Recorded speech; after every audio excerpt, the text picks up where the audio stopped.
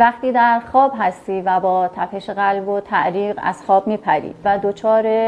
پرش‌های مکرر در خواب، کابوس و اختلال به خواب رفتن مجدد میشید، شما در واقع دچار اختلالی به اسم PTSD شدید یا سندروم پس از حادثه که در شرایط خاصی نظیر جنگ اتفاق میفته و در واقع شرایط حاد و پر استرسی مثل جنگ باعث میشه که مغز دچار این استرس شدید باشه و در حال پردازش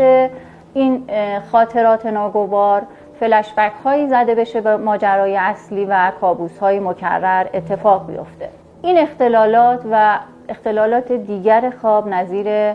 دیر به خواب رفتن و کابوس ها و خواب پریشی ها از جمله مواردی هستش که ممکنه برای هر یک از شما عزیزان اتفاق بیفته و ما در کلینیک خواب عرفان آماده درمان و در واقع ارائه راهکارهای مناسب برای رفع این اختلالات و برگشت خواب طبیعی به شما عزیزان هستیم.